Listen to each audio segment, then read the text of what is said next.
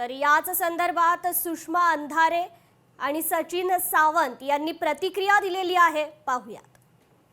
ढवळ्या शेजारी पवळा बांधला आणि वान नाही पण गुण लागला।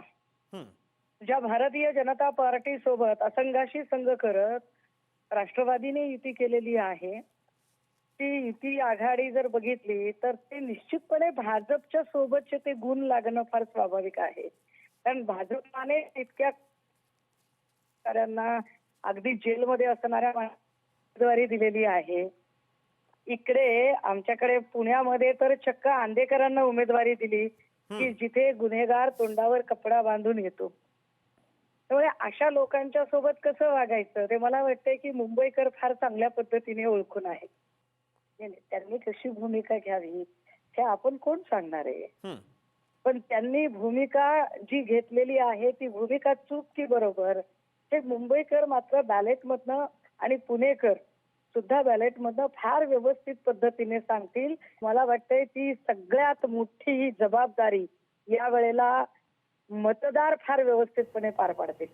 मला माहित नाही खळबळ का उडाली, कारण खळबळ उडणं ज्या वेळेला जर सगळे जर सज्जन दिले असते राष्ट्रवादीनं तर उडाली पाहिजे होती। कारण गुंडांचा पक्ष म्हणून त्याची ओळख आहेच ना।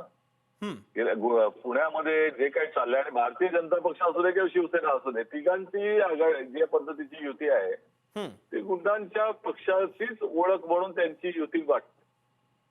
त्यामुळे हे काही नवीन नाहीये, आश्चर्य वाटण्यासारखं नाही। तिथे जर एज्युकेटेड चांगले सज्जन उमेदवार आले दिले असते तर आश्चर्य वाटण्यासारखं होतं। आता हे अनितीच्या मार्गाने आलेलं सरकार आहे। तिन्ही पक्ष आले ते काही नीतिमान विचारांच्या आधारावरती आलेले असं नाही। आणि आपण पाहतोय की पुणे असू दे नाशिक असू दे सगळ्यांचं गुंडांचं राज्य आहे। भारतीय जनता पक्षानं तर ज्यांच्यावरती दाऊदच्या बरोबर आहेत असा आरोप केला होता त्या सगळ्यांना पक्षामध्ये घेतलं। त्यामुळे गुंड असणं जितके जास्त गुन्हे आहेत ते एलिजिबिलिटी क्रायटेरियामध्ये मोडतात भाजपा आणि या महायुतीच्या। त्यामुळे जितके जास्त त्या ठिकाणी गुन्हे तितके जास्त विरोधक तितके जास्त मेडल म्हणून ओळखले जातात।